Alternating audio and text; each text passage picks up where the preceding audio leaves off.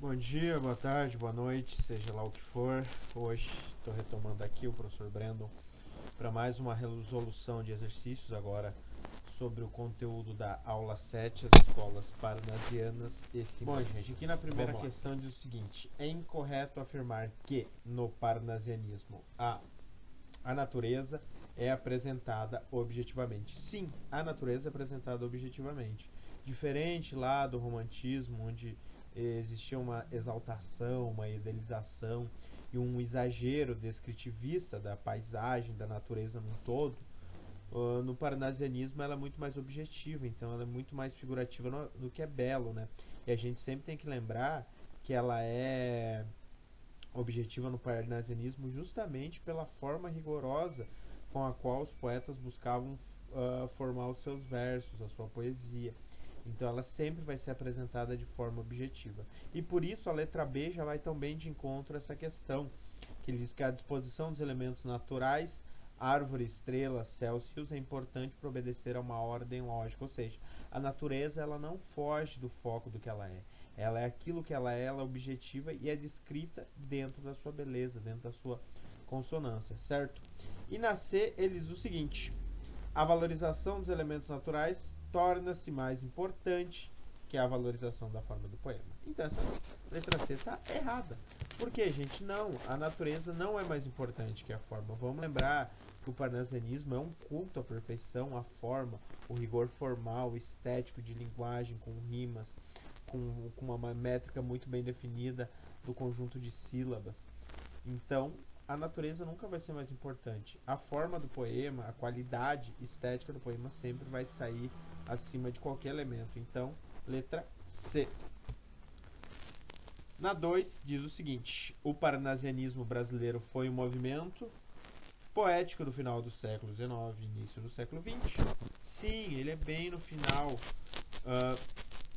do século XIX, quase iniciando, ele ecoa ainda para o século XX. Começo do século XX a gente vai ter a próxima escola, que é o pré-modernismo, que ajuda muito a negar o parnasianismo, o vazio de engajamento que existia. O pré-modernismo vai retratar o Brasil naquilo que o parnasianismo negou, aquilo que o parnasianismo negava, por exemplo, dos ideais realistas, que era investigar um pouco do momento social, do indivíduo social que estava inserido naquele ambiente, naquela construção do Rio de Janeiro do século XIX. Então ele vai ser um movimento poético desse período. Não vamos confundir como, por exemplo, litero musical. Por mais que tenha uma musicalidade muito forte, também não confundo com o parnasianismo, não vai ser um movimento litero musical, muito menos do século XVIII e XIX. Ele se inicia mais para o final do século XIX, assim como na C, que diz que é do final do século XVIII e XIX. Isso já é o romantismo em si, teatral. Não houve textos dentro da dramaturgia na escola parnasiana e também na literatura musical do século XX. Certo? Então, 2, letra A. Na 3 ele diz o seguinte: o ideal parnasiano do culto da arte pela arte, vamos lembrar, citei para vocês na aula passada, de que isso ajuda a definir basicamente o que é o parnasianismo. Significa que o objetivo do poeta é criar obras que expressam um conteúdo social de interesse universal? Não, gente, não, vamos lembrar que não existia nenhum engajamento e nenhum tipo de reflexo da situação social da época em si, muito menos de caráter universal, que envolvesse questões sócio-históricas. Noção do progresso da sua época, mas a noção de progresso também está ligado a uma questão de conteúdo social e investigar muitas questões que ficaram lá dentro do realismo, como a sociedade deixando alguns dogmas para trás, alguns dogmas principalmente morais. O parnasianismo não falava disso, muito menos de uma mensagem educativa de natureza moral. Quando ainda a gente fala de natureza moral, por mais que o parnasianismo tinha um foco dentro do pensamento racional, quando se fala de natureza moral, a gente está falando de comportamento social também de um princípio quase que existencial, né? O indivíduo dentro de uma sociedade, o que a sociedade traz para esse indivíduo. Então, letra C também vai ser não. Uma lição de cunho religioso, não tinha vínculo religioso. O simbolismo tinha uma linguagem, uma simbologia que levava para um lado espiritual de determinados determinados elementos da vida humana, como a dor, como a beleza, tratava isso com um teor religioso, mas mesmo assim não, lembrando que a gente está falando do parnasianismo, a aula, o conteúdo da aula 7 são duas escolas, mas ainda a gente está no parnasiano. Então vai ficar na letra E, que vai falar belo, criado pelo perfeito do uso dos recursos linguísticos, ou seja, o belo pelo belo. O poema tem que ser feito por aquilo que ele é, não aquilo que está nele ou aquilo que ele reflete. Por isso eles não refletiam a sociedade. O poema era singular dentro da sua linguagem e dentro dos seus elementos em si, certo? Vamos sempre gravar esse termo arte pela arte ou belo pelo belo, que ajuda a gente a resumir basicamente o que foi o parnasianismo, e também um outro termo que é a Torre de Marfim, certo? Na 4 a gente tem um poema já do Cruz de Souza, que é um poeta simbolista, então a gente já está falando de outra escola literária, que diz: toda a alma no cárcere anda presa, soluçando nas trevas entre as grades, no calabouço olhando imensidades, mares, estrelas, tardes, natureza, tudo se veste de uma igual grandeza. Quando a alma entre grilhões das liberdades, sonha sonhando as imortalidades, rasga no etéreo espaço da pureza, almas presas, mudas e fechadas, nas prisões colossais abandonadas, da dor no calabouço atroz e funéreo, desses silêncios solitários graves, que chaveiro do céu possui as chaves para abrir-vos as portas do mistério. Nesse poema a gente pode perceber uma áurea bastante fúnebre, bastante melancólica, ligado muito à tristeza que dominava de alguma forma, predominava os versos do Cruz de Souza, em paralelo também com a questão racial dele que a gente falou, a questão de segregação, e também um pouquinho do pessimismo que influenciou tanto os realistas quanto os simbolistas em si. Então, nessa questão a gente tem o seguinte: os elementos formais e temáticos relacionados com o contexto cultural do simbolismo encontrados nos poemas Cárcere das Almas de Cruz de Souza são a opção pela abordagem em linguagem simples e direta e temas filosóficos. A linguagem ela pode até ser um pouco, eu acho que ela não é muito simples e direta, pode se considerar, mas ela não é, porque ela tem só o fato dela ter bastante assonância e aliteração e sinestesia não faz ela simples, mas comparado com os parnasianos ela é um pouquinho mais simples. Não vai ter uma linguagem tão simples e direta, e os temas filosóficos ficam mais presentes no parnasianismo. Então, letra A não vai ser a prevalência do lirismo amoroso e intimista em relação à temática nacionalista. Vamos apagar essa questão da temática nacionalista. Isso ainda está lá no romantismo, a gente já ultrapassou o romantismo faz tempo. Então, a letra B não será. O simbolismo, apesar que ele pode ser considerado um neo-romantismo por ter um certo sentimento amoroso vigente nos poemas, mas ainda ele não volta para a temática nacionalista. C. O refinamento estético da forma poeta e o tratamento metafísico de temas universais. E aqui a gente vai se encontrar com o nosso gabarito. Porque o refinamento estético da forma poética é justamente aquela construção que eu comentei que é muito semelhante ao rigor do parnasianismo. Mas esse não era o foco. Era uma característica que ficou naquele período, porque foi uma escola literária oriunda da França em que se trabalhava muito a versificação, certo? Então tinha esse refinamento estético. Então, perfeito. E o tratamento metafísico. Então, o tratamento metafísico, gente, vai ser o que, basicamente?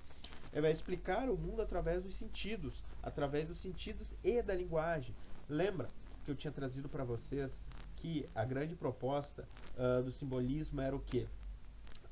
Criar uma nova linguagem, mas uma linguagem que transcendesse a própria linguagem, ou seja, uma linguagem que ela pudesse ser sentida, que ela pudesse ser quase tátil, que ela pudesse ser observada, exalada, que fosse auditiva. Então, era essa linguagem, esse tratamento metafísico. Então, os temas universais podem ser a beleza, a dor, a morte, o nascimento, o preconceito, mas só que tratados de preconceitos do mundo, não propriamente como aquela questão que eu trouxe do Cruz de Souza. O Cruz de Souza não se vitimizava, ele trazia que o preconceito dele era também um preconceito que estava vigente no mundo em outras formas. E por isso ele falava lá do emparedamento, certo? Então, o tratamento metafísico de temas universais é a linguagem tratando de dores e temas e embates universais em uma linguagem que possa ser sentida, em que a poesia transborde além do poema, certo? Aqui a gente tem outro versinho do Cruz de Souza que diz o seguinte: mais claro e fino do que as finas pratas, o som da tua voz deliciava, Na dolência vela das sonatas, como o perfume a tudo perfumava. Era um som feito luz e eram volatas, em lânguida espiral que iluminava, branca sonoridade de cascatas, tanta harmonia melancolizava. Percebam que nesse poema a gente tem o quê? A frequência de uma rima muito poderosa através da figura de linguagem, e a gente também tem a questão das assonâncias e as aliterações presentes em vários versos ali. Então isso vai ajudar bastante a gente compreender essa questão. Então vai ficar bem mais fácil. Assinale a alternativa que reúne as características simbolistas presentes no texto.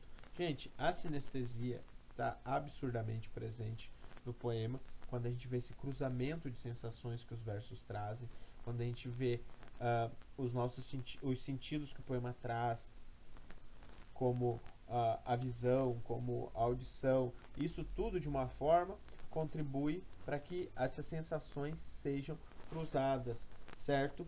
Então, a sinestesia vai estar presente, a aliteração vai estar presente, assim como a assonância, mas a aliteração vai ser evidente. Então, a gente já sabe que a letra A está se encontrando, e a sugestão. O poema não deixa muito evidente o que é sugestão, mas a sugestão nada mais é do que, por exemplo, eu vou tratar sobre os olhos no poema. O poema está tratando sobre a visão, sobre um certo sentido, mas ele não fala do sentido, ele fala do efeito que aquele sentido traz. Então ele traz aquilo que o objeto sugere de certa forma. Ou seja, vou falar da dor, mas eu não vou falar da dor, eu vou falar do que a dor sugere para o universo, o que a dor sugere para o humano. Então isso seria a sugestão. Então a letra A, vamos lembrar a sinestesia, cruzamento de sensações, a aliteração, repetição de fonemas semelhantes, basicamente no início do poema, no início, perdão, das palavras. Ali no poema a gente vai ter luz, lânguida, espiral, volata, iluminava, esse L do L, né? Um pouquinho de fonética. Então vocês vão compreender que essa repetição vai ser a literação e a sugestão, quando ele fala de luz lânguida, uma luz que seja calma. Como vamos perceber uma luz calma? É o cruzamento das sensações em si. Então, letra A. Na C a gente tem um pequeno texto do Alfredo Bozzi, que é um dos maiores críticos da literatura brasileira, tem uma obra belíssima chamada História Concisa da Literatura Brasileira, que ajuda bem a compreender toda a produção literária em língua portuguesa no Brasil, desde o descobrimento até a contemporaneidade, uma obra que sempre está atualizada e uma obra bem importante para compreender esse cenário.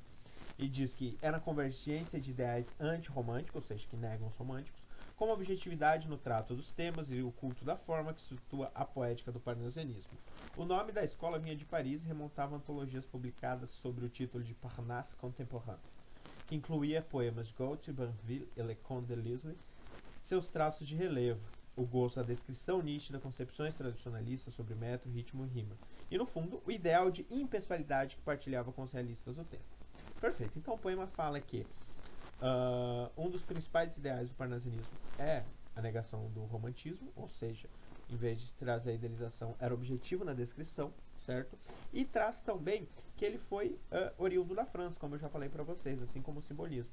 Então ele traz parnasianismo como um movimento que nega os românticos, oriundo da França, e que tem uma característica, uma pequena característica parecida com o realismo, que é o antirromantismo e a impessoalidade, ou seja, não era o eu, não existia, não transbordavam sentimentos como o romantismo trazia. Então ele voltava muito para a descrição impessoal, era aquilo que ela era, sem o olhar, sem a crítica, sem a percepção subjetiva de quem estava compondo, de um eu lírico possivelmente mais sentimental, certo? E com base no texto acima, referente ao parnasianismo brasileiro, certo? São feitas as seguintes 1. Parnasianismo opôs-se a princípios românticos como a subjetividade e relativa liberdade dos versos. Sim, gente, se era o rigor da forma, vamos lembrar que a única forma poética explorada no parnasianismo era o poema, era o soneto, no caso, 2 quartetos e 2 tercetos, 2 versos de 4, 2 estrofes de 4 versos e 2 estrofes de 3 versos, certo? Além disso, o poema não poderia ter mais versos além dessa forma, que era uma forma fixa da poesia, então o poema tinha que se encaixar ali com versos dodecassílabos e decassílabos, que seria a métrica perfeita do poema. Já o romantismo, lá eles extrapolavam na composição dos versos. Álvares de Azevedo, Gonçalves Dias iam muito além dessa métrica, então eles tinham uma liberdade formal para trabalhar os poemas. Então, a gente sabe que é. Tem seu nome calcado no termo criado na França, o Parnasse, como eu trouxe para vocês. E o parnasianismo brasileiro seguiu um caminho estético próprio, independente e original. Gente, ele não seguiu praticamente um caminho próprio. Ele simplesmente absorveu ideias que não estavam tão próprias lá, mas a ideia que chegou aqui era exatamente a mesma. Então ele não seguiu um caminho próprio. O romantismo acabou seguindo um caminho próprio aqui, principalmente na prosa, mas dentro da estética parnasiana foi exatamente a mesma. Todas essas valorizações do rigor formal estavam presentes na França, então foi mesmo trazido para cá. Então a 2 não vai ser, por enquanto, só a 1. E o parnasianismo e o realismo são correntes literárias com ideais e princípios estéticos totalmente diferenciados. Sim, tem princípios estéticos basicamente diferenciados, não se engajam com a realidade. No parnasianismo, já o realismo utiliza a literatura como instrumento de investigação. Mas o texto não fala disso, a gente tem que partir do que os textos estão falando. Então, a 3 também não vai ser. Então, a única que se encaixa vai ser a número 1, que no nosso gabarito é a letra A, certo? A oposição aos ideais antirromânticos. Perdão, a oposição aos ideais românticos, que seriam antirromânticos. Vamos lá para 7. Na 7 diz o seguinte: assinale a alternativa em que se caracteriza a estética simbolista. Culto do contraste que opõe elementos com amor e sofrimento, vida e morte, razão e fé, numa tentativa de conciliar polos antagônicos. Bom, ele retratam diversos desses temas, são temas recorrentes no simbolismo, mas não de uma tentativa de criar antíteses, né? Esses dois polos antagônicos que seriam, tipo, por exemplo, amor e indiferença, eles não são tratados no poema como uma tentativa de mostrar que esses dois elementos coexistem no mesmo universo. Então, mas são abordados, mas só que de uma maneira geral, amor num poema, sofrimento no outro, ou sofrimento oriundo do amor, certo? Então, não é o foco antagonizar, criar antíteses no poema, simplesmente é colocar eles no mesmo habitat, vamos chamar assim, os elementos no mesmo habitat, no mesmo universo, na mesma atmosfera, mas como eles sendo o efeito, um sendo a sugestão do outro, como o amor causar sofrimento, ou o sofrimento fosse a carência de amor, ou a morte sendo, sei lá, o fim da vida ou o começo de outra vida, por fim. Então, a letra A não é uma ideia propriamente simbolista. Na B diz o seguinte: busca do equilíbrio e da simplicidade dos modelos greco-romano, através, sobretudo, de uma linguagem simples, porém nobre. Como eu falei, é uma linguagem simples considerado em relação ao parnasiano, mas não dá para considerar uma linguagem puramente simples, só em comparação aos parnasianos. E a retomada dos modelos greco-romanos não fica tão evidente nos poemas simbolistas em si. Eles pertencem mais a uma lógica parnasiana. Então, letra B não vai ser. Culto do sentimento nativista. Já esqueçam quando falar de nativismo, homem primitivo, civilização. Isso ainda é um trabalho antropológico muito voltado para a estética romântica, e principalmente quando se fala de política social e literária.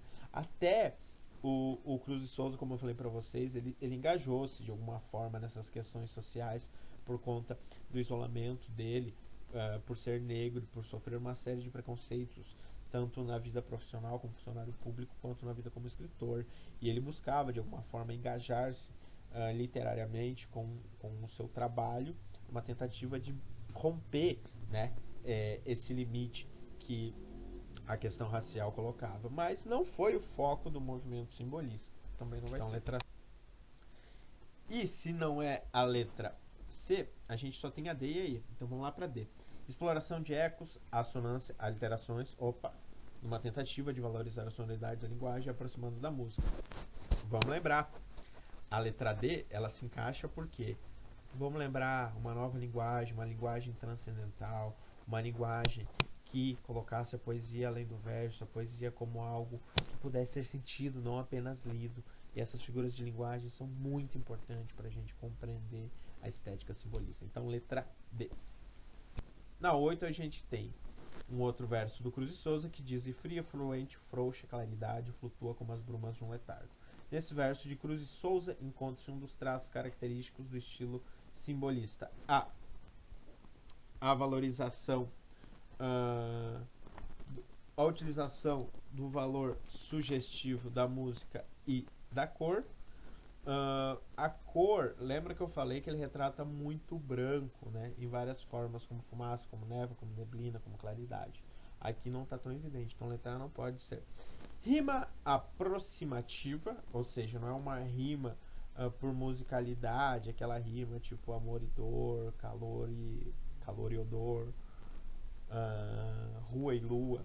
Essa seria uma rima mais musical. A rima aproximativa, ele vai aproximar o quê? Através das aliterações, do início de palavras que tenham as mesmas consoantes. Por exemplo, fria, fluente, frouxa, claridade, flutua, brumas, letargo. Então percebam como essas palavras elas se aproximam e criam uma sonoridade e uma certa rima ali. Então, letra B. Certo? Onomatopeias não estão presentes, antinômia também não, e emprego de expressões arcaicas também não. O vocabulário aqui é um pouquinho rebuscado, é um pouquinho, inclusive até erudito, mas não pode ser considerado arcaico. Gente, por hoje é isso. Logo nos vemos de novo aí. Um bom simulado para vocês. Qualquer dúvida, peçam para os coordenadores passar aí, que é sempre importante saber se vocês estão acompanhando o conteúdo. Qualquer coisa, deixem um grito aí nos comentários, seja lá qual for. Beijo para cada um de vocês, fiquem com Deus e até breve.